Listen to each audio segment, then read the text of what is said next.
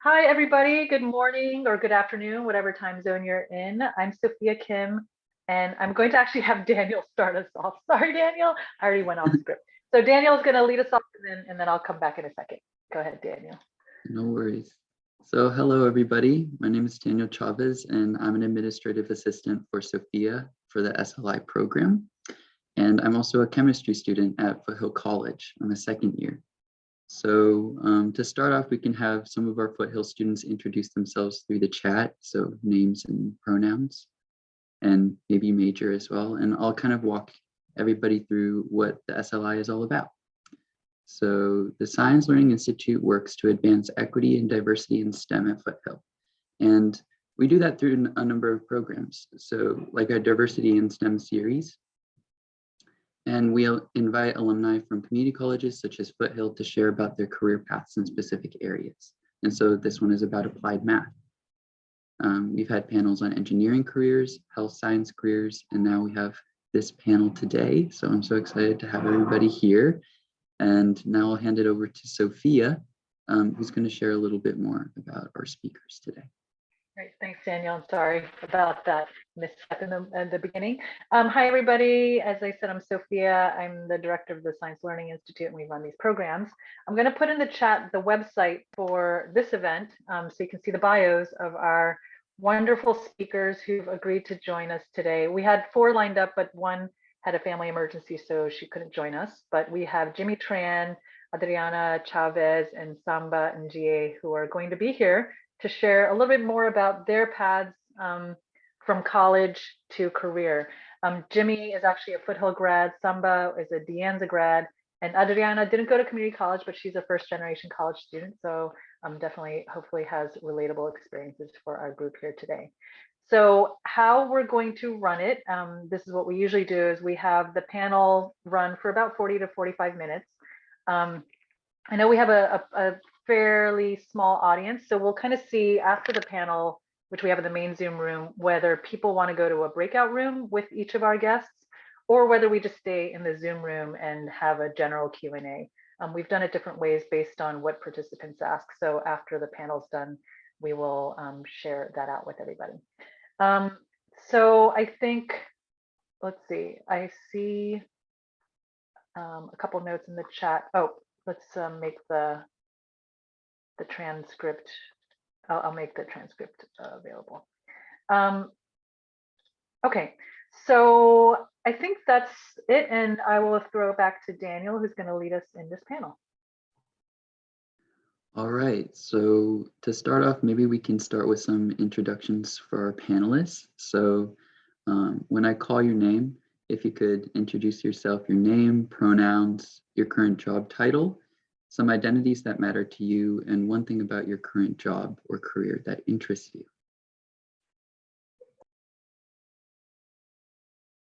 Sorry, I'll start off with Jimmy. Thanks, Daniel. So my name is Jimmy Tran. My pronouns are he and his, and then I'm currently working as a quantitative analyst at First Republic Bank. And as far as identities are concerned, the one that, or at least many that are like they're important to me, are the fact that I'm a Vietnamese American, first generation college graduate. And one thing that I really like about my job is that I get to work with a lot of really smart people on my team. So I get to always learn something new every day. Thank you. Awesome, thank you, Jimmy. All right, we'll pass it on to Samba. Hi all, thanks for having me. My name is Samba. My pronouns are he and his. My identity is mostly Filipino and African. I did grow up in the Philippines and immigrated here, so that immigrant experience is very meaningful for me. And getting back to my community college, actually De Anza, fortunately at Foothill, but very relatable experience, sister college. One thing that I enjoy the most about my job, currently I'm a data scientist at LinkedIn. And one thing that I enjoy the most is being able to contribute towards large projects in the company, helping the bottom line, and yeah, working with some really, really smart people. Thank you, Samba. All right, and last but not least, Adriana. Yes, hi everyone, it's great to be here. My name's Adriana, she, her. I am currently working at the intersection of product and data at a well-established international electronics company called Epson. I'm not sure if you've heard about it, through their printers, projectors, and I support the forecasting efforts for the large business segment that is inks and consumables for our product line across Latin America. And the identities that matter to me are definitely first gen, low income, which I think has made me really a trailblazer in a lot of ways. And I would say also the thing that I'm grateful for about my current role is being able to make an impact. I think in my company, there's a lot of push to bring in younger talent, and really in this culture change that the company is having, there's a lot of opportunities for younger entry-level folks to make an impact. And I'm glad to say that I've been able to do so in the past just 2 years that I've been with the company. But also, I think I'm also grateful to be able to reconnect with my Latinx roots through positions that really, through this product, that's a leadership position, to really make a change. I think a lot of us as first gens, we leave our communities to build our skills and then go back and trying to improve them. So I'm really in this nice position where I'm getting to do that. Thank you very much. All right. Well, I think kind of bouncing off what Adriana said, maybe we can start with your life prior to your career or prior to college, and kind of what set the context of your current position now. So we can start with Jimmy and Samba. Maybe tell a little bit about your community college experience and how that was. Definitely. So I think I can get started. As far as my life kind of before my career, I would kind of start my way like at Pasadena City College. So I finished high school around 2013. And it was then where I started community college at Pasadena City College. So I was originally from the Los Angeles area before I came up to the Bay Area. And so when I started like at community college in Pasadena City College, I initially started out as a history and political science major. And because I was very passionate about like making an impact on my community and like learning more about like how to sort of influence like the various interests within our society in order to like help influence like better change for everyone. That was something that I was like very like enthused about when I started out. But as I graduated from Pasadena City College and eventually transferred to UC Berkeley in around like 2015, 2016, that's where I realized that I actually wanted to do something a little bit more quantitative, which is why I kind of shifted my balance over to more economics and statistics. And eventually that's when I, at around I would say around 2018, 2019, that's where I first started my job at First Republic Bank as a quantitative analyst. And then I knew I wanted to basically keep learning and to keep reskilling. And so that's why I eventually like started like taking more classes at Foothill College, where I eventually earned my associates in mathematics. So a lot of things were done out of order, but I like where I am right now, and that's where I am. So yeah. Thank you. Yeah, like thanks, that. Jimmy. No, sorry, go ahead, Samba. Sorry about that. Just share my experience. So yeah, I did come from Dianza, and like after high school, I was kind of faced with a few choices back then. And I thought that going to community college was the best choice. It saves money, and also I just get to explore what I really want to do. Actually, back then I was pre-med. So I was a biochem major all throughout Dianza. Until a few like family related instances happened, which made me reconsider my career and maybe want to consider getting a job in more quantitative field. So then I did also, like Jimmy, I transferred to Berkeley in 2014. Yeah, go Bears. So Dianza really set me up, and Foothill set me up well for that. Like just the community, also the community engagement that I was doing, extracurriculars, and the professors. And I did like biochem for a bit, and then MCB, and then I switched over to applied math. And eventually I took so many statistics courses because it was like the one that I qualified to get into. So that I eventually double majored in that, since it's all really in the same department and in Berkeley.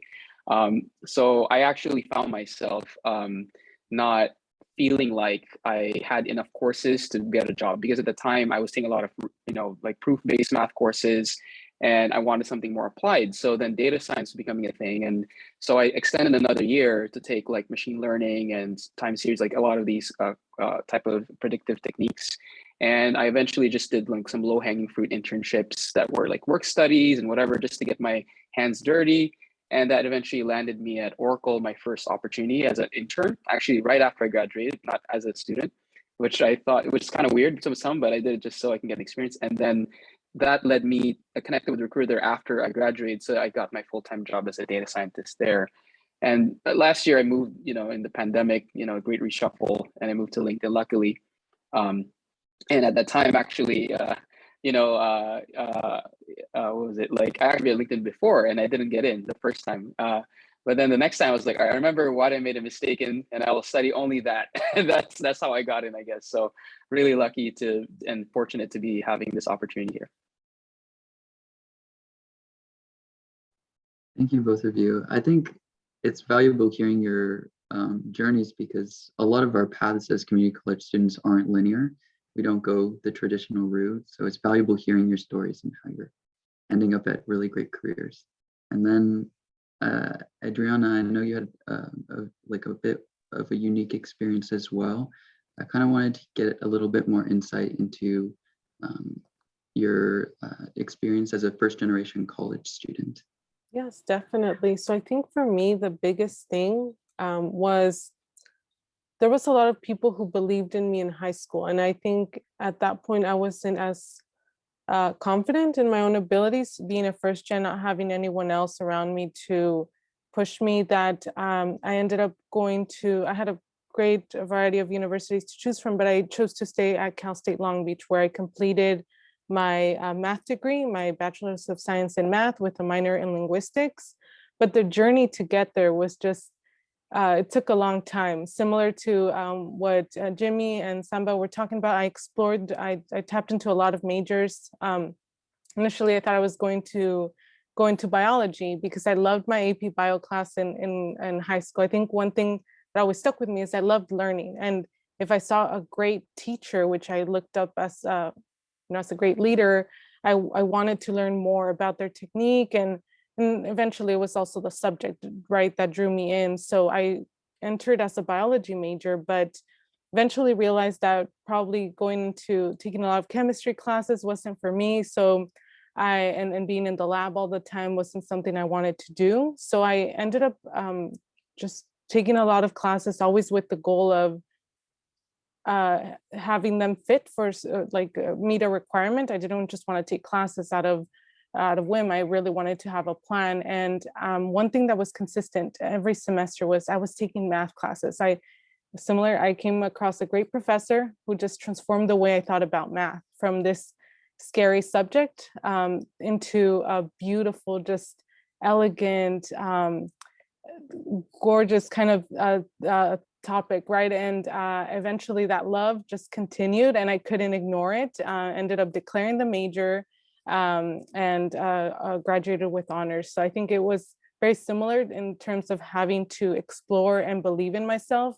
It took some time, but eventually I'm here, and I'm really happy for that, because it opened up a lot of opportunities after graduation, right? With that quantitative background. I wasn't thinking about it that way. I just really truly fell in love with the topic, but it's also STEM fields in general will open possibilities after graduation. There's a lot of respect for STEM majors. I think you touched on something that is unifying all of us today, which is an interest in math. I think that's really awesome that you had that experience. And I'm kind of curious about Jimmy and Samba, what your experience was and how you discovered math as something that you found really interesting. So maybe we'll start with Jimmy. Of course. So for me, at least in high school, math was very scary. I was not exactly the best performer when it came to math. And also my teachers weren't exactly the best believers in my ability to do math as well. And so over time, I just thought like, hey, maybe math isn't for me. And so that's where I dedicate more of my energies towards political science, because, hey, that's a realm that I could really make an influence and make an impact in. But then it wasn't until that I got to community college where I got to meet with a bunch of different professors, and just taking classes on whim. So taking classes like statistics, right? When I was taking those courses, I really had professors who were very much supportive of my ability to learn and and that kind of helped my confidence in like being able to pick up subjects like math. And so like eventually like some momentum built up, and you know, I started like liking more statistics and I liking more math. And now I'm working in a field that basically I do that like 80% of the day. Yeah. Yeah, thanks, Jimmy. Yeah, for me, I'm a late entrant into math. I was a junior. I was already transferred in Berkeley, but I did kind of map out my like interests due to like when I was applying to grad. I'm currently in grad school too, but like trying to understand what my personal statement would be and how math really relates to me, since I'm doing my master's now in applied math. So I think it started, you know, back in high school. Like I was just interested in the quantitative sis, but I wanted to apply those techniques to the kind of the basic sciences. So that's where I drew to biology, but I just shifted that to another perspective into the quantitative sciences. And actually, you know, I'm still aspiring to go into that later into like a more like the field of combining both, like in bioinformatics, which is actually a combination of data science and biology. So I started my interest back in, you know, I mean, I was in community college and I wasn't really focusing on it, but I did take like a lot of the classes up to like multivariate calculus. I didn't do linear algebra at that time, so I did do that when I transferred. And I was pretty discouraged, honestly, because like, you know, Berkeley, as you guys know, it's like a big school, very popular, a lot of smart people, but a lot of really smart math, you know, actually a GPA killer. That's what they keep saying. So my community college instructor actually told me, don't do math. But against this, you know, this is not the point of this panel, but, you know, what I want to resonate what Jimmy said about good mentors. So I did have really good, I went to the Student Learning Center a lot. I was also a tutor in Indiana in statistics, actually. So I kind of drew from that experience as a tutor, now as a tutee, going to the Student Center a lot, you know, going with my fellow transfer students, studying together linear algebra and real, you know, all these math classes. And eventually I started finding myself really interested in it, even though I struggled with the proofs and all that, still went through it. And, you know, as Adriana was saying, like STEM is a very popular field. You have more demand in it, especially in the quantitative sciences and data science now. So I think really knowing what you want there, you know, like you're not going to go wrong, I guess, with statistics or programming. And I enjoyed both. And, you know, since I was a bio major, I actually like neuroscience a lot. So I went to a conference about neural networks and all that. I know it's not related, but that drew me more towards data science, in which you can apply these techniques. So that's how I kind of found myself into it. Thank you so much. All right. I think we'll transition from kind of like the school, so like studying, to how you ended up in your career in a math dominated field. So I was wondering, Adriana, how you did the transition from studying math to getting a job that uses math on a daily basis. Yes, definitely. So for me, because it took me a while to end up believing in myself and just declaring the math major, I didn't have much time to think about what was next. And for me, I just had a goal, like a broad goal, that I wanted to try my hand at something outside of academia. A lot of my friends were getting ready to apply to master's programs, PhD programs. Some of them are currently doing that right now. And that was very clear for them. They wanted to become professors. They wanted to go down the academic or teaching route. And for me, probably being first gen, I didn't really know, that was like my safe space, right? I knew that I could do well as a teacher, that I had a secure, in a way, career path there, but I was curious, again, that curiosity, right? What else can I do? How else can my skills be applied elsewhere? And so I think the pivotal point was when in my last year, I got awarded a fellowship for promising students who were going to apply their math degree outside of academia. And it was very specific. So having that person, that female graduate from mathematics at Cal State Long Beach, who's now an entrepreneur, believe in me that way, it was just amazing. And I thought, okay, I'm going to dedicate myself the next year to really explore, really try it out. If it fails, hey, I have teaching to go back to. And so fortunately, in that year of exploration, I had opportunities to join a tech nonprofit right across from the USC campus, where I was able to help out with, just helping teens know about entrepreneurship, but also build apps that then they presented to investors at the end of the day in a demo, kind of in a demo day. And that really got me thinking, what else, where else can I apply this? Because math is, you have a problem solving skill set that could be applied anywhere. And I learned about rotational programs afterwards. And I found this one in particular at Epson that promised to expose you to various areas of the company. I'm always a very interdisciplinary thinker, even though I like quantitative, just quantitative fields. I think I'm also much about systems thinking and knowing about how to navigate different complex systems. And the rotational program offered me that opportunity and gave me that exposure to a business setting too. So that's kind of how I landed. It was very circular. Very much, it was non-linear, but I ended up having a great experience. And I would highly recommend rotational programs for anyone still unsure about where exactly they fit into a particular company. Rotational programs offer you that ability to explore. And if you're also very intentional about coffee chats and networking, which I was from day one, that'll just continue to open your perspective to where else you could potentially fit in.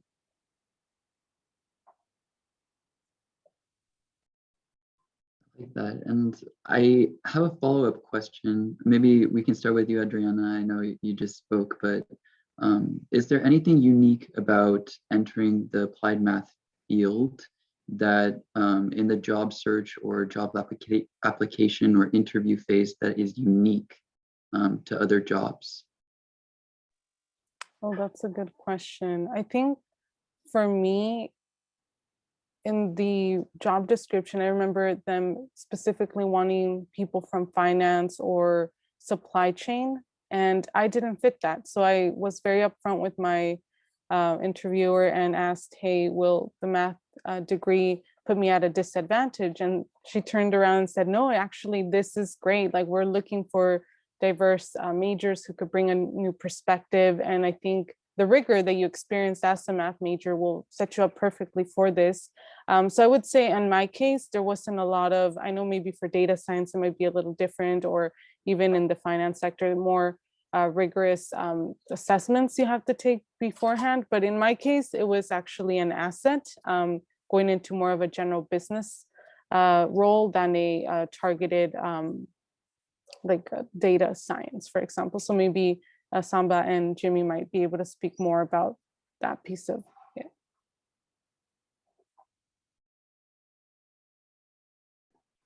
Yeah, Samba, would you like to go ahead? Oh, yeah, sorry. So can you repeat the question, please? Yeah, no worries. So what about applying to a job in applied math is unique in comparison to applying into a different industry, for example, or something? Like, what about applying to a math career is special, or some things to look out for, like as students? Mm-hmm. Thank you. Yeah.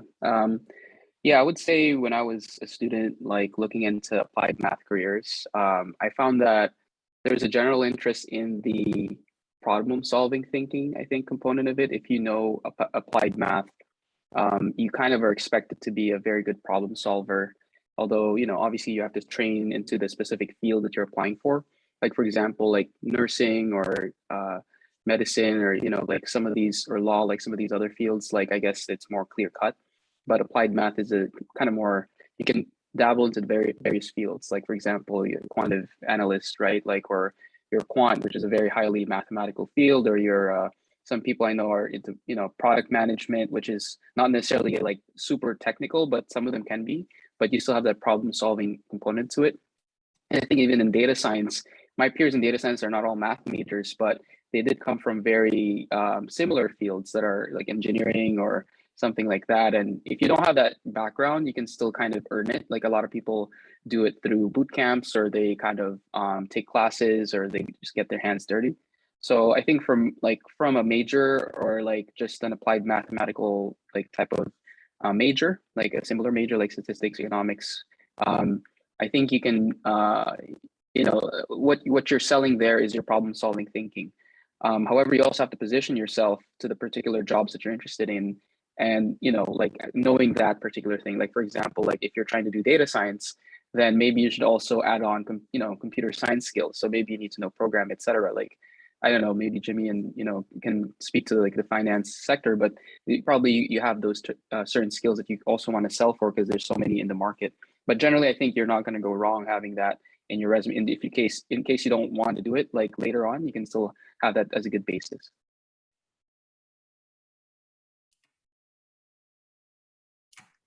Would you like to go ahead, Jimmy? Yeah, of course. So sorry about that. Yeah, so as far as like how a data science like career like kind of differs from like other careers, I guess like what Adriana kind of like touched on already is the fact that like there's more of an emphasis on like logical thinking and problem solving skills, which was very important, especially in my first interview with the company.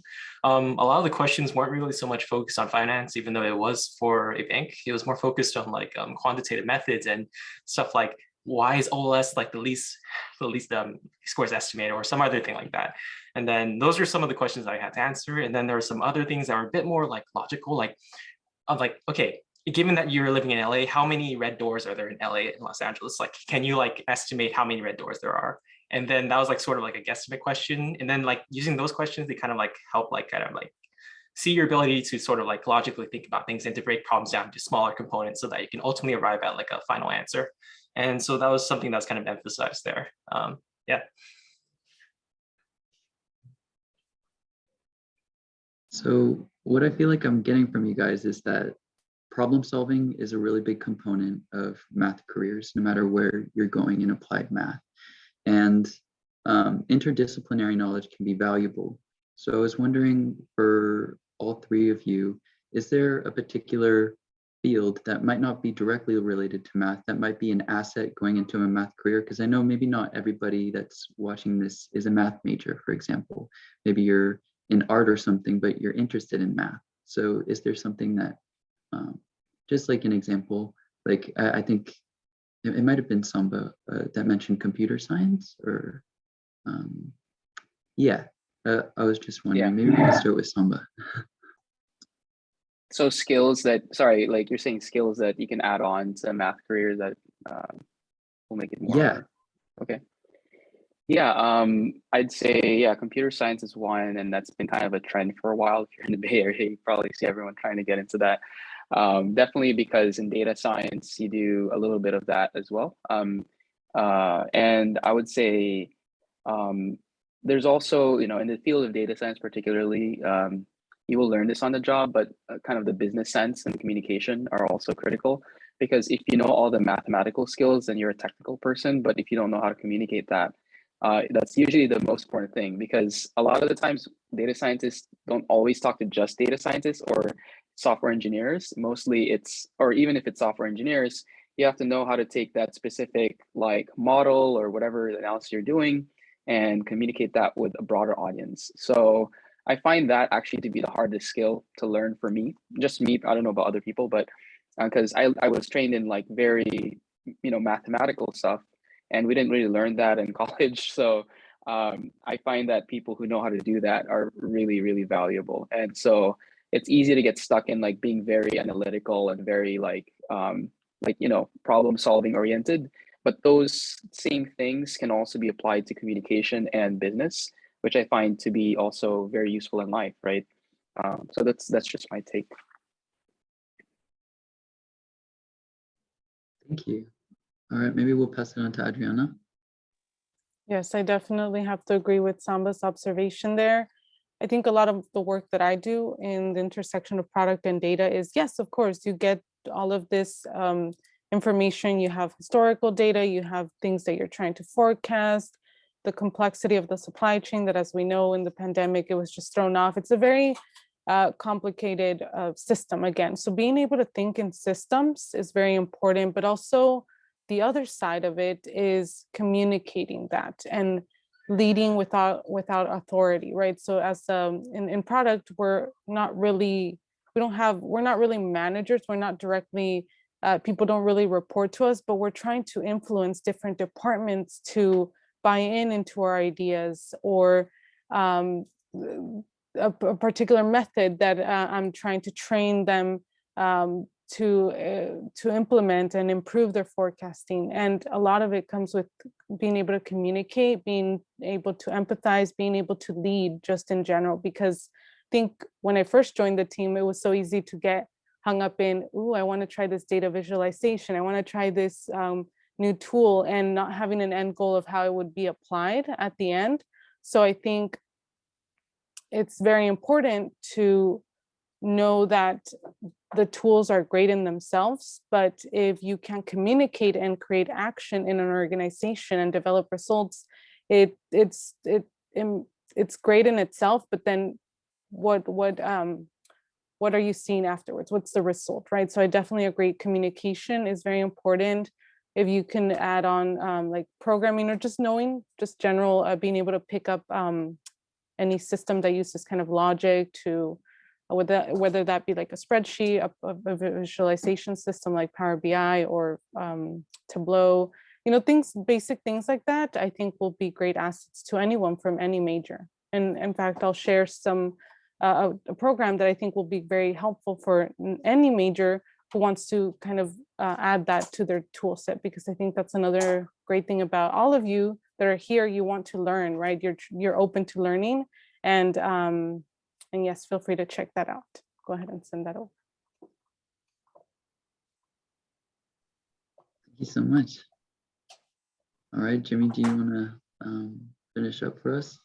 Definitely. So then, like, I think Samba and Adriana kind of already touched on the points that communication is quite important, especially when it comes to buy-in for stakeholders.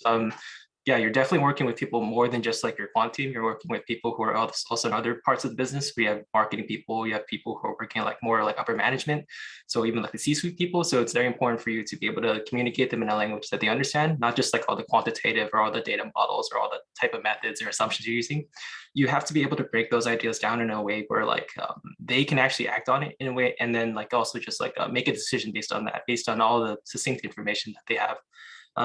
So with that being said, I think like my history or my background in like, I got my associates in history too back then. So I thought that was like probably the most useful part as far as like creating a narrative that like would get a lot of buy-in from like a lot of the folks I was working with, because at the end of the day, they're not looking for a really complex model. I mean, you can have like high accuracy, high other statistics or metrics, but at the end of the day, you need to be able to explain what's happening within your models so that the stakeholders feel a lot more confident that like the model will be performing like for, potentially forecast in the future. So yeah, I think like communication is like quite important in addition to like the problem-solving skills too, definitely.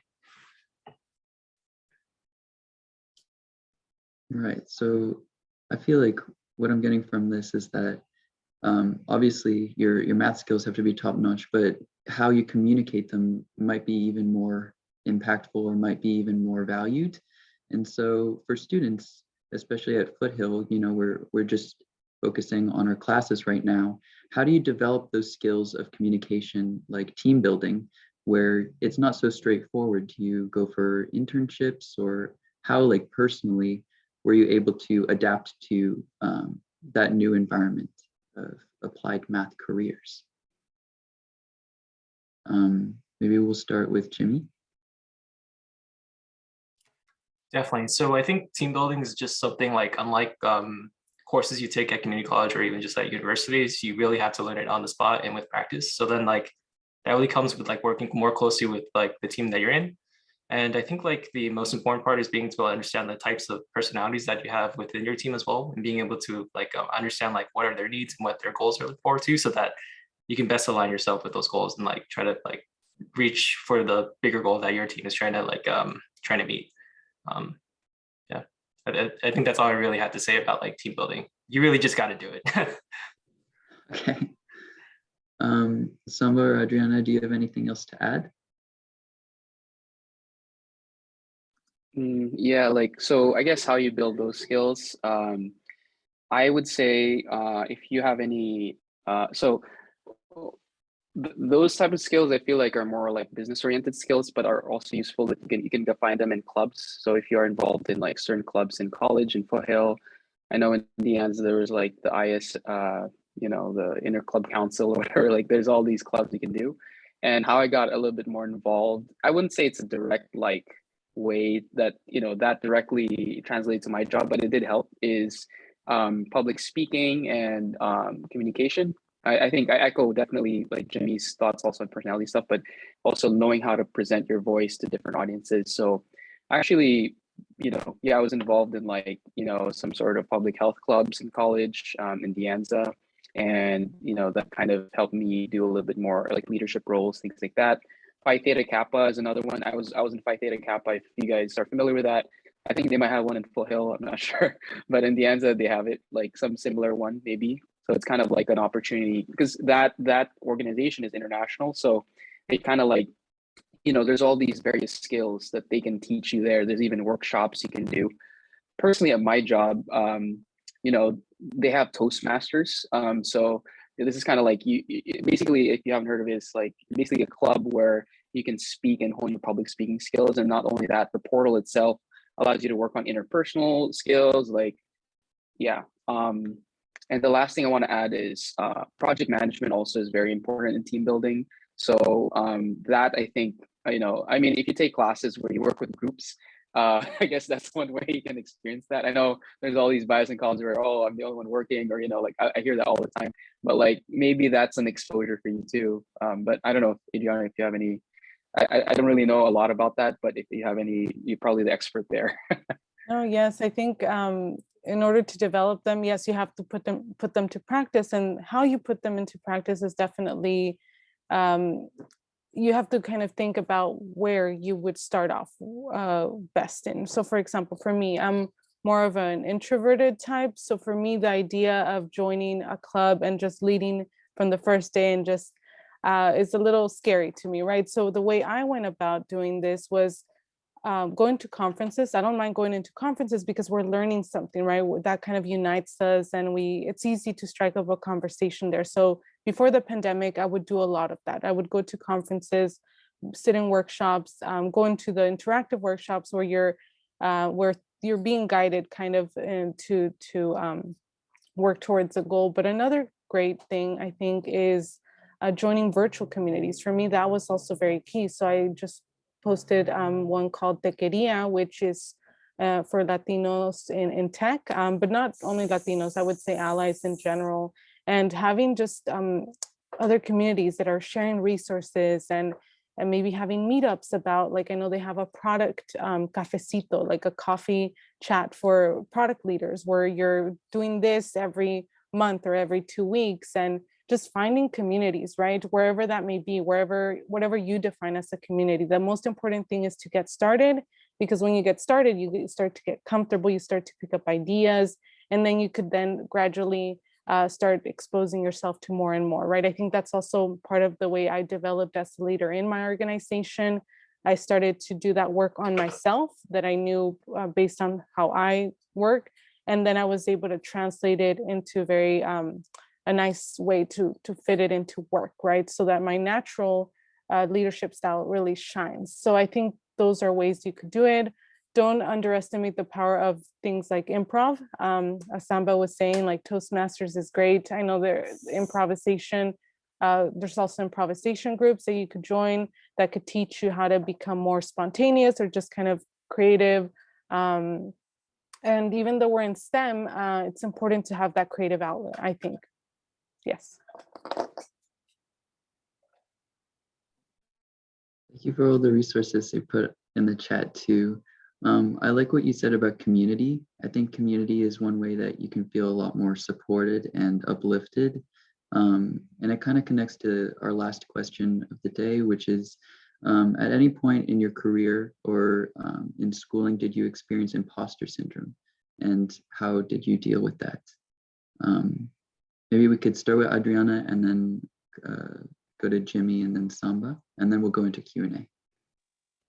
Great. So yes, definitely think it was worse when I was younger, when I was entering college, and just that transition between high school and college. There was a lot of more doubt, and I wouldn't say that it hasn't gone away completely, but it has improved the way I approach it, right? And I think one of the key moments was, again, when I was discovering and just trying to commit to the math major. My grades showed that I was capable of it, K through 12, and also the classes I was taking in college, they showed, right, my potential, but something inside me said, no, I didn't take any AP math classes in high school.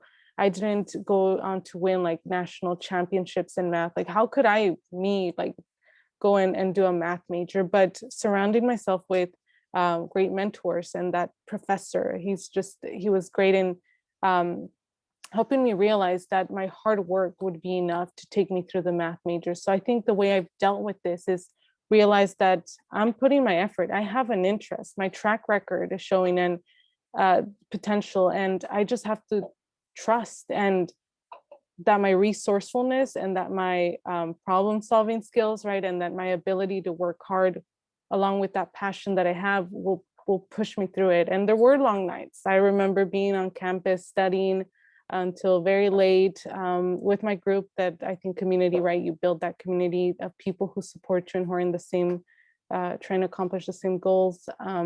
That really ended up being the living example that I needed to say, yeah, I can do it. I can do it. And even after seeing the diploma, right, with the honors in math, I still somewhat surreal, right? Did I really do that? Like, really? But it's there, it's proof. And you just continue to stack those challenge or those wins, and eventually you start to believe in your ability to work things out, because in business they'll hand you those types of problems that haven't been solved. That's when I onboarded my full-time team. They said, hey, here's a problem we've been struggling with, no one has really had a chance to tackle it, you go on. And it doesn't have a clear answer, but you trust in your ability to work through things, to be observant, to be resourceful. And that kind of helps you along the way, along with your mentors and your community.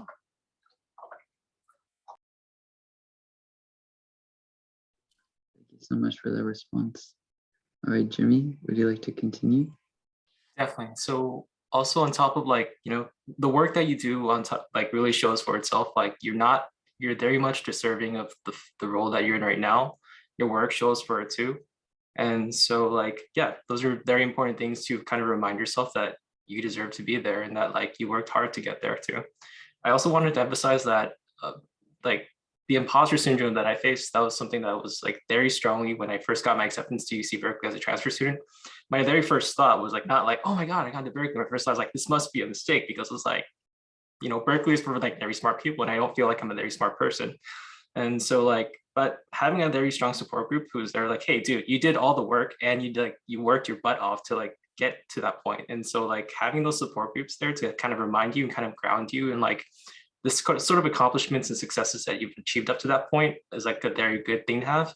And this imposter syndrome didn't quite leave me too, even after doing college, starting my career too.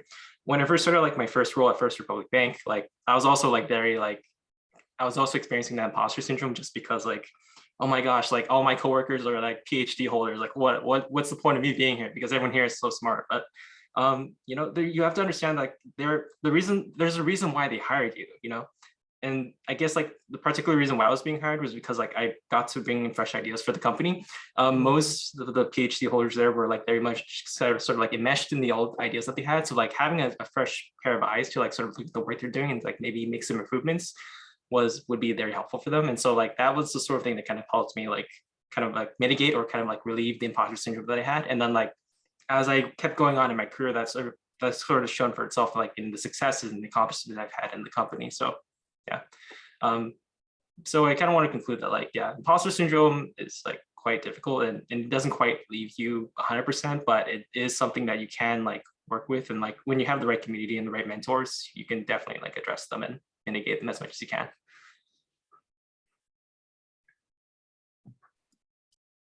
Yeah, I mean, you guys probably see that if all the panelists here talk about it, then a lot of people experience it, right?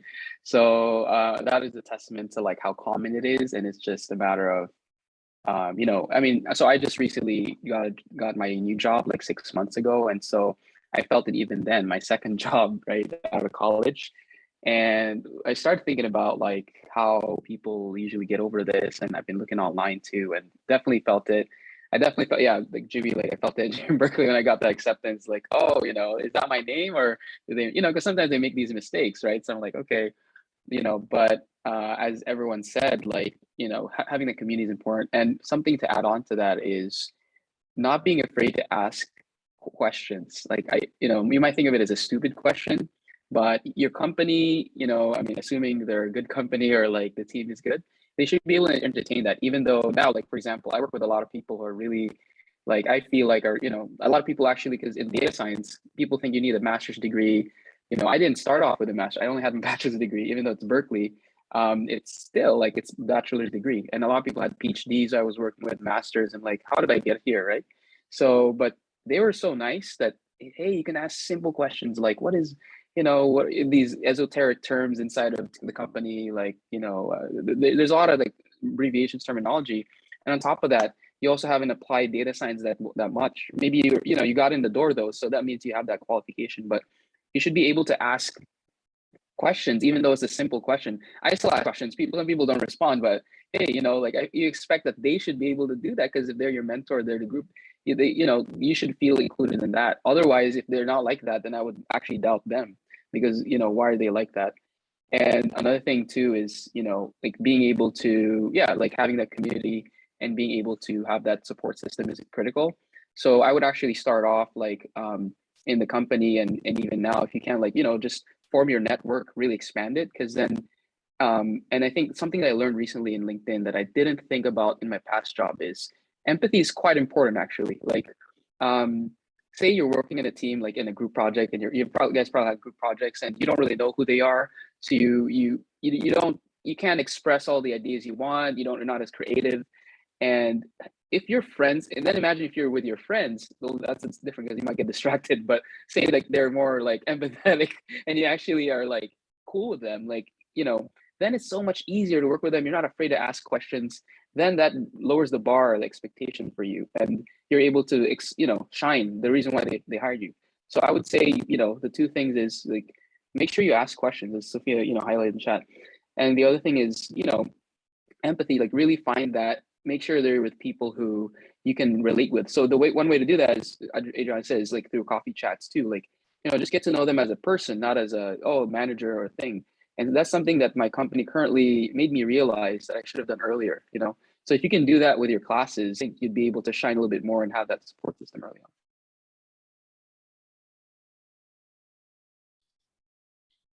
Cool. I'll jump in at this point. So that's the panel part of today. Thank you all so much. Like everything you said is just, I think, really valuable. So I'm glad we've got this recorded. We wanted to kind of open it up for Q&A, and you know, we have a small enough audience that I think we'll just keep it in the large group if people don't mind either putting questions in the chat or coming off mute if you'd like. So for any students, this is your time to ask any questions.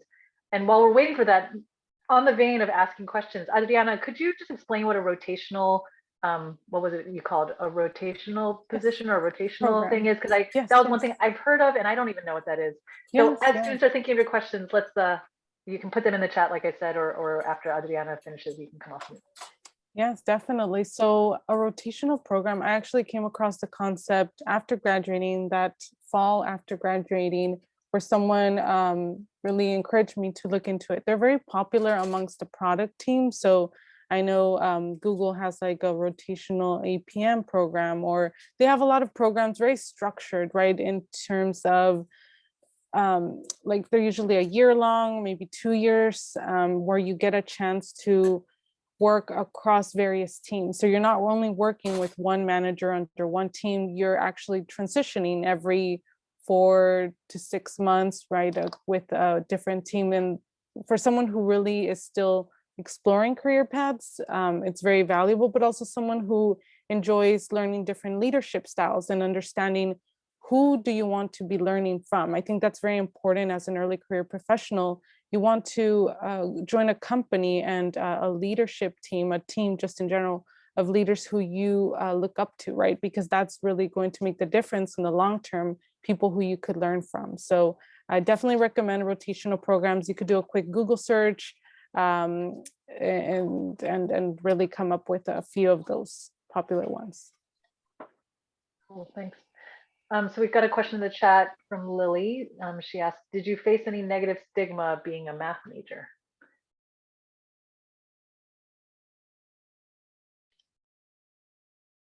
And if you didn't, then you could say that too. Yeah, I would say, I don't know, I guess usually they have a stereotype to math majors. Maybe like you're too analytical or you don't know how to communicate. I don't know, I mean, I didn't get that too much, but I did find that people, might not think that you have a lot of those applied skill sets maybe in college. I don't know if people had that, but yeah, they also have the stereotype, oh, the guy's really smart. Oh, why don't you, when you're in a group paying lunch, like, why don't you do the math on the tax on the bill, right? Like, I don't we don't really do that. I agree. I agree don't with know. that one. And I think Yeah, Maybe you guys are, it but I'm fuels not. that whole imposter syndrome, because the thing is, and Danica McKellar, a mathematician who graduated from UCLA, who's also into acting, she talks about that, right? Even after going through this major, it's the skills you learn aren't really just coming up with calculations on the spot. They're more about problem solving, but some people could do it, and that's amazing. But there's definitely that stereotype, right? That you'll be able to really multiply 3-digit numbers by themselves really quickly. So yes, definitely. Anybody else have anything to add to that, Jimmy? Having transferred to Berkeley, where there's a strong focus on tech anyway, I guess there wasn't really a negative stereotype with majoring in math per se. But I do kind of get, or kind of like have seen, like, hey, you're a math major, why don't you just do the tip in your head? Like, do it quick, kind of need the calculation. So, I mean, those things, yeah, but not so much in the sense of like after you transfer and after you go to university, especially if you have the right peer groups too. Cool, thanks. Daniel, you want to take the next one?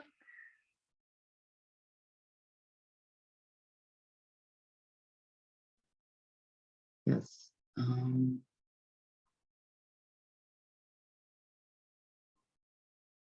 We got another question.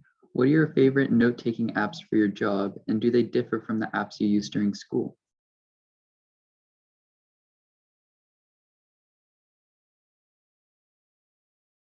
That's a good question. I think I'll start off with that one. And as a student, I really relied on paper and pencil, right? Like notebooks to really take all my notes. As a math major, it was just very convenient. I had a great system going on. At work, I would say things are less structured, maybe due to the nature of the work. But I do use OneNote. Now everything's more online. So I would say that's the main difference. Before I was more of a paper and pencil type of note taker, and now everything's more digital in the workplace.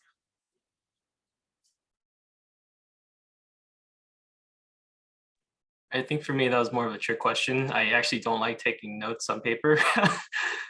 Just because like I noticed that whenever I take notes on paper, I'm too focused on trying to get down every single little word or every single little equation or formula. And so I kind of lose focus of the bigger picture of what's going on within a particular topic or lecture. And so like what I learned in kind of college is like, we kind of like divvy up the work. So I know this friend who takes really good notes, but doesn't really know how to really interpret the notes or kind of like understand the whole big picture. And so that's where I come in and kind of engage with them, and like we kind of like help each other out in that way. Yeah, note-taking apps. I mean, I resonate with Adriana, like in college, like, paper and pen. I think that was also one of the attractions of the math majors. It seems so simple, but then it gets pretty complicated later on. But yeah, like I write on, that in work, it depends on what you're doing. I'm a big fan of the Google Suite, so Google Docs and stuff. The only thing is if you're doing math stuff, like maybe Jimmy's doing, like you can't really do like the equations there. Maybe in Excel you can't write the sheets, right? But then I'm saying like if you're writing LaTeX, for example, which is like the programming language that if you go on textbooks and there's fancy integrals, that's usually LaTeX, which is a language, or it's like a way to write that. And you can actually do that for free. There's overleaf.com, you can write that. And so sometimes I do that, but like it's since my job is more like programming sometimes, so sometimes and you have to write documentation, then it just becomes like Google Docs and Microsoft Word and stuff, things like that. Cool. We have a question from Jeff Matthews, and he talks about one of you mentioning that you started with history and then transitioned into math. And I think a couple of you talked about how you took this long way to get to math. So he's asking, do you have a sense of how common such transitions are? Roughly what fraction of people in the field that you've seen have been math since grade school versus coming into it later? Anybody have any sense of that? And maybe just from your own experience, it doesn't have to be data based on data in the field. Definitely. So I think I was the one who mentioned that I had my associates in history, and that was something I was very interested in. I would say it's, I don't want to discourage anyone, but it's not too common just because most people, when they start studying a subject, they tend to like it very much and then they try and stick to it. But for me, I knew I was someone who's like very much interested more than just history. And so that kind of like got the ball rolling. But like, maybe I should like dip my toes in math again. Like maybe it doesn't hurt again this time. And so, you know, I wouldn't just discount like your ability to do math or even just any subject. Like everyone has the ability to do something. It's a matter of like having the right support group and being able to like, kind of get like positive feedback from the things you're doing, and if you're doing them well too. Yeah. Adriana, do you have anything to add there? I would say for me, I started in bio, and that's why I had to take math classes, right? That was great. It worked out that way. But I did end up picking up a linguistics minor right along the way. And I would say I haven't really seen that transition very often. I mean, even in linguistics, there's an area of linguistics called computational linguistics or natural language processing that could lend itself into a more technical path. So if there's anything like that, like if your major lends itself to being able to supplement it with some sort of technical minor, then it might work out in the future. I know NLP is something that's also very much researched, and definitely I think would be great if you are in a non-STEM degree, but there's potential again to supplement it and there's a career path. I think that would be great if that's your end goal after graduation. Okay. Danielle, we take the next one. Right, we have a question about any advice for an international student that's looking to pursue math opportunities in undergrad or after grad. They're a CS major.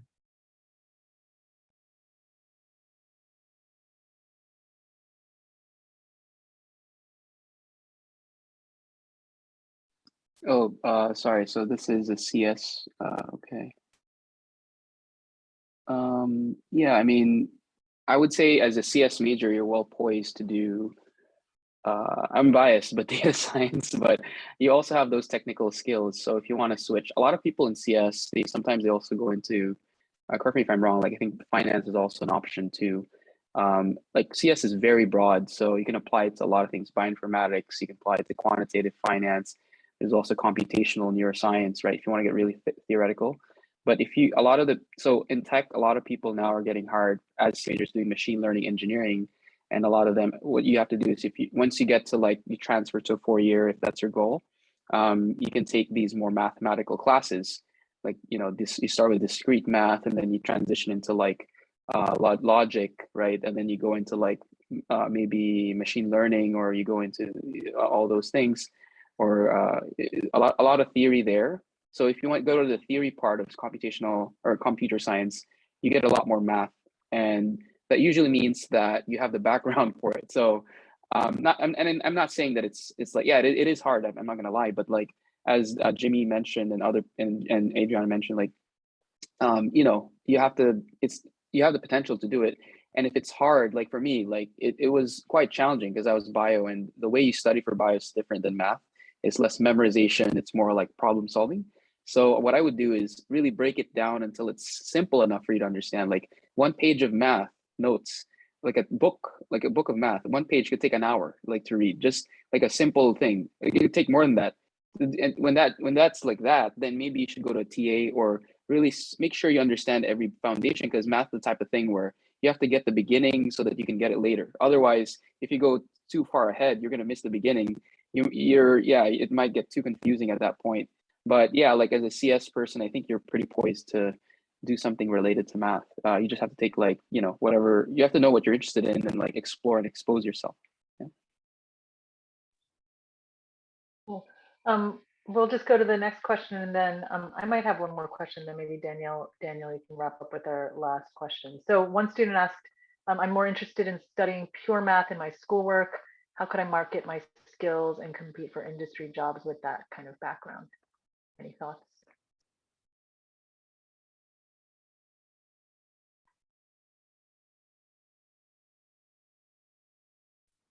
So I'll start it off. I think for me, my math degree in itself is considered more of pure math. It was just general math, but I had an opportunity to add on a lot of electives from within the math department as I was finishing up. So I intentionally took applied math courses and also statistics courses. One of my favorite ones was stochastic random processes, where I was able to really bring in a little bit of everything. There was some theory, there was some applications and probability. So I think if you're intentional, it sounds like you're very intentional with this goal, right? Of maybe working in industry, but sticking with the pure math, I would encourage you to either within your coursework or communities that you're involved in, like side projects, to create those opportunities to actually apply them somewhere, right? It could be through your own projects,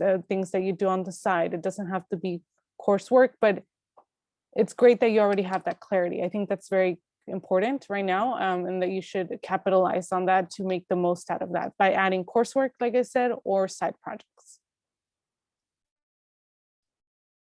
Jimmy or somebody, anything to add? And it's okay if you don't.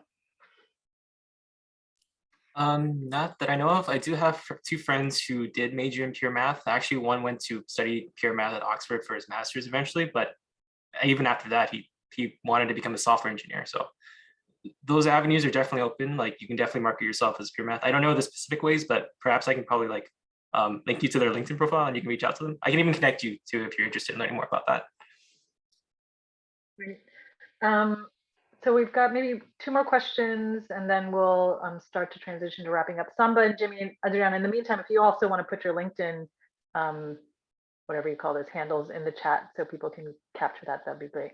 So Michelle has two questions, so I'll just put them together. I'm currently starting with Python. What language would be recommended to come after if I'm interested in data science? And then also ask, where do you look when you want to satisfy that curiosity for STEM online? What are some recommended websites? Michelle mentions YouTube, educators, Skillshare, Khan Academy. So two questions. One about programming languages recommended after Python, if you want to go into data science. And second is, what are some of your go-to websites that you use? Anybody have any thoughts? Yeah, so I'll answer the first one, it's data science. Like, I think for data science, you want to Python is pretty important. Is Python or R? Those are the main two for like the type of language where it's kind of more functional programming or object oriented. Well, Python more for that, object oriented. So these type of concepts are like more flexible, probably programming. SQL is also very important, and Excel. I would say don't overlook Excel. It's everyone uses Excel. I use it a lot, even in my daily life, budgeting and things like that. It's really useful. But SQL, if you're a new grad, like bachelor's, you might start off doing data analyst role.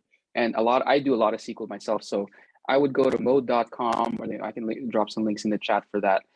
Or do some practice interviews with SQL, because it's a very low barrier entry compared to the other ones. And if you know Python already, you can probably learn it fairly quickly.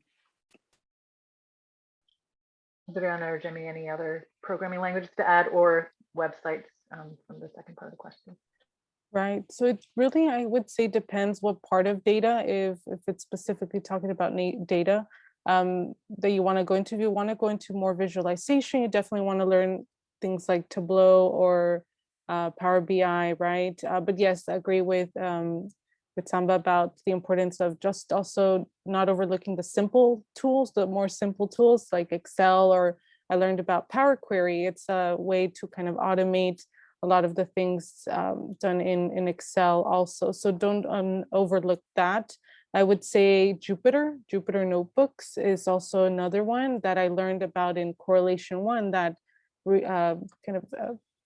fellowship that I participated in earlier last year, actually. And there's actually a lot of resources that I'd like to share. So I'll be putting those in the chat. But I would say another thing that I'd encourage you all to do is once you think you have enough, or at least a foundational skill set somewhere, try to test it out with a nonprofit. For example, Code with Clossy is something that my sister actually participated and was a part of, and there's a way to become involved as an instructor. So once you have a foundational skill set, you might not be 100% competent yet, but you're very close. You're maybe like 80, 90%.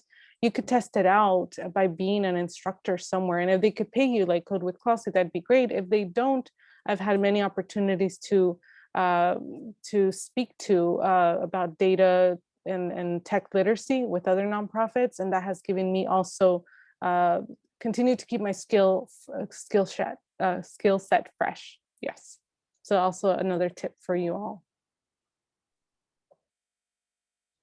Jimmy, anything else to add to all those great resources? Not so much. Although I do want to emphasize SQL, because I think like no matter what type of or what flavor of SQL a company uses, it's going to be some form of SQL. So it's best to just learn SQL while you're at it if you're trying to get into data science. Great.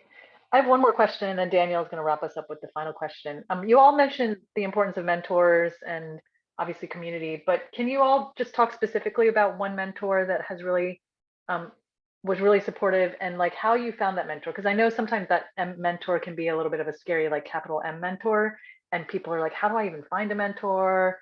But I also feel like the most organic development of a mentor is often more of the way that you build those relationships. So if you can talk about like, yeah, an important mentor that you had and how you got that mentor, and then we'll wrap it up with Daniel's last question.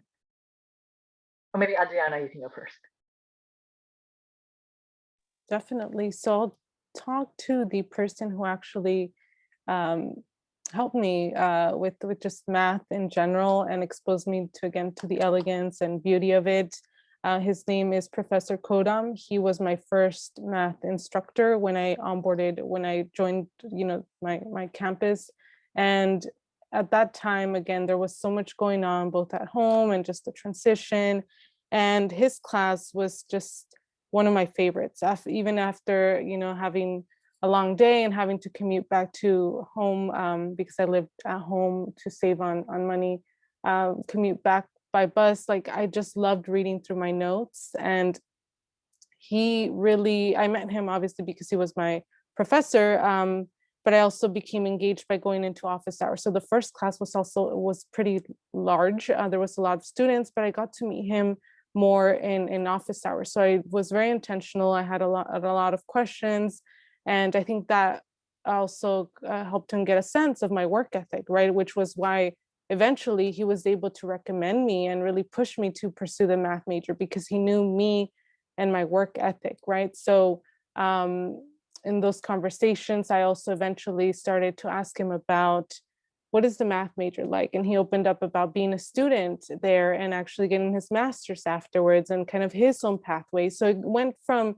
help me with this problem to this is what I did, and you could definitely succeed. I've seen your work ethic. So it's about establishing that relationship, and it won't go from 0 to 100 in the first day, right? It will be gradual.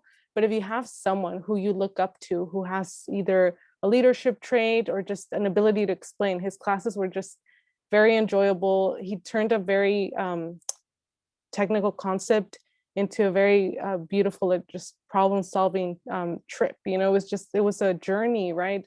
His classes just made me realize the beauty of problem solving. So I would say, yes, definitely started off there. Professors are a great place to start. And then eventually, if you build a good rapport, they might open up about their own pathways into the major and their own struggles. And you start to humanize, right, that process, because at the end, that's what we're all doing here, just trying to make the most out of this thing we call life. Thank you, Adriana. What about you, Samba? Yeah, mentors. I had a few mentors actually in college that it wasn't like one person, but I do remember actually a friend of mine who You know, I met this person through clubs actually, and he's actually a student at Harvard who studied applied math. And he actually is in medical school, so he didn't really do the traditional route, but he inspired me because I was pursuing medical school. And he told me that it's kind of a very versatile field. And he told me that even though you're not like a math, like I'm not like a math whiz, but you know, if you like it, like if you like the idea of math, and if you like the elegance of it and how it's applied in various things, you know, you watch these movies, I don't know, like maybe then that interest would carry you to the front door. Then as Adriana and Jimmy mentioned, like having that mentor figure or like people in that would be useful, like even if it's your TA, right? But you need to be able to humanize them as well. So I would say that that was my starting point. And then just having the transfer community at Berkeley was really useful. I was also part of it's called Biology Scholars Program. It's not really like, it's like basically a community for folks, underrepresented folks, to just study together. And even though it wasn't focused on math, it was, you know, focused on STEM, and I was able to just share my experiences and learn from them too. So being able to like lower that expectation really helped. And so yeah. And what about you, Jimmy? I'd also like to emphasize what Saba said. I also had like kind of several mentors, like depending on like which life or at which point in life I was at that point. But I also think it also takes like a certain amount of like vulnerability to like kind of like reach out to your mentor, because like I think there was one time where I think I got like, I think this was a particular class in Berkeley. I got like 3 standard deviations below the mean for a particular exam.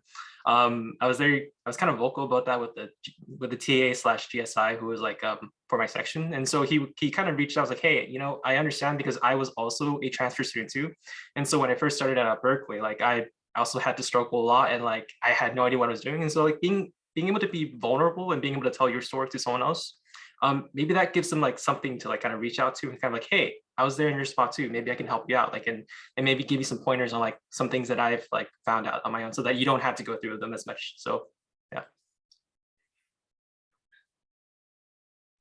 Cool. So Daniel, you want to wrap it up for us, and then we'll finish up with a few announcements after your question. All right, so I have one final question for you guys, and it is, if you could give yourself one tip of advice to your younger self related to college or career, what would that be?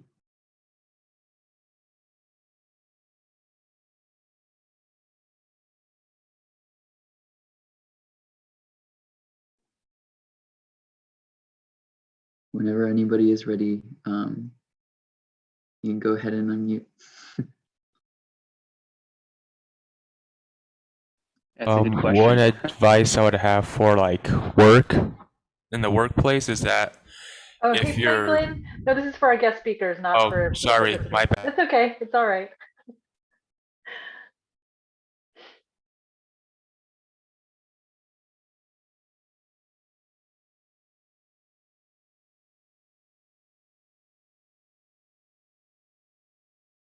I guess like what I would say to start us off is really, if you're at, you know, I'm assuming folks here in the community college, like maybe they're majoring in particular, you know, not math maybe, but anywhere. I wouldn't like just say, hey, do math, but really try to find out what interests you have. And the only way you can find that out is by trying things. Don't be afraid to try things. Even if it's not math, but if you have an inclination of what you might want to do, you know, do it. And in community college, it's, you know, okay, I know it's not everyone has this privilege, but take the advantage of a lot of classes, because when you transfer, it's way pricier. So if you have that, for me, for example, I got the BOG waiver, so it was a lot cheaper. If folks if that's still going, I don't know. You just try your hand at different things, because there's so much breadth in Foothill and De Anza, like so many different classes. Like I was actually trained to be a phlebotomist at one point, because I was interested in that, right? Or I was taking astronomy, I was taking like in speech classes. So the more you expose yourself, and that's the best. And actually, I would also say network is very critical. If you might have heard the term network is your net worth, it really is, because that's how I found out my first internship, right? And so that the rest is history from there. So I know that's 2 things, but that's what I would say. Very, very, very useful stuff.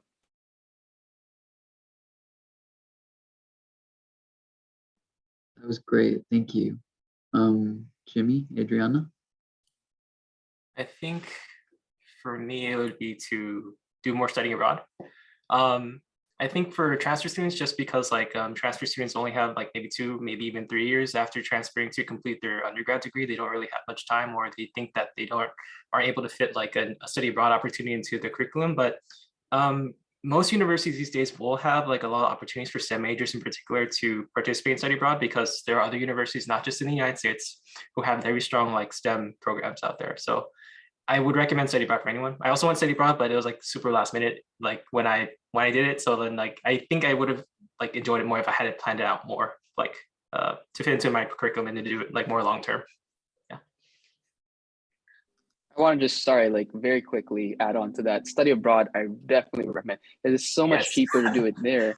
I did it in Australia, and actually, you know what?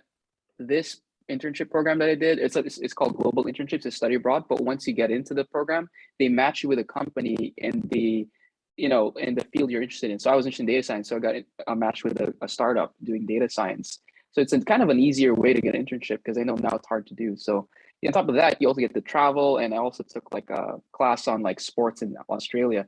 So like it just rounds out your college experience. It really is a phenomenal experience in college. Nice. And for me, I think the advice I would give myself is trusting your resourcefulness and your and don't lose that hunger. And as Steve Jobs put it, you want to stay hungry and stay foolish. As you grow in your career, you're going to start to develop, bring in more responsibility, right? And sometimes you lose track of that. So it's really important to continue to look out for ways to continuously improve yourself as an individual. And I think it's very important to do that, even if you don't have the structure. So once you're ready to move into the next stage, it's important to continue nurturing that and not lose sight. I will say also that it's important to do a lot of, for me, introspection, right? I hear from just the chat, there's a lot of you who really have clear goals, and that's amazing. And I want to bet that the probability of you having done a lot of work on yourself and trying to understand yourself was very much there. And I think that's important for all of us to always do, right? Really understand, take a step back, look at the bigger picture. Where do you want to lead? Where do you want to go into? And really, what are the steps to get there? I think life is much about that, right? Really understanding that about yourself and your connection to the environment. Thank you guys for your responses. I just want to say thank you to Jimmy and Samba. It's awesome seeing an experience from somebody that's transferred from community college for De Anza and Foothill, so close to me. And hearing your experience as well, Adriana, was really impactful. So I really appreciate all three of you coming here today. So now I'll pass it on to Sophia, and she'll wrap it up. Thank you. Yeah, ditto to what Daniel said. Samba, Jimmy, Adriana, thank you so much for sharing your just honest stories. I think this is maybe the 5th panel we've done this year, and every story I think is just so unique. And yet there's all these similarities of the kind of nothing is linear, follow, like just be curious and follow that curiosity. I think there's been a lot of common threads and themes we've had this year. And this is a great way to wrap us up. This is our last event for the last diversity in STEM panel for this year. So thank you again, everybody in the audience. If you could thank our speakers. Thanks so much to Daniel for doing an awesome job as our facilitator today and just like helping it flow really well. Really, really want to appreciate all of you. And for the participants, we never know how many people are going to show up at these things. So we knew that we would record it anyway as a resource, but want to appreciate your all's attention as well today. I put in the chat earlier a survey. So for participants, if y'all could fill that out and also just give us some suggestions for next year, because as I said, this is the last one for this year. And there's also a little place to leave a thank you note for our speakers. And then also in the vein of just taking more experiences, we have another event coming up next Saturday. It's called a STEMathon, kind of in the vein of a hackathon, but hopefully not as scary. So it's a way to come together to meet some other students at Foothill, have free Chipotle. There's a cool little video promo video on that website. We're trying to get up to about 40 to 50 people. So if you can sign up in the next couple of days, so we can definitely run it. We'll have some industry professionals there. And it's a way to kind of think about how do we make STEM at Foothill more welcoming, knowing that many of us experience this imposter syndrome. So hopefully you can join us. And I think for today, that's it. Thank you so much again, everybody, for attending.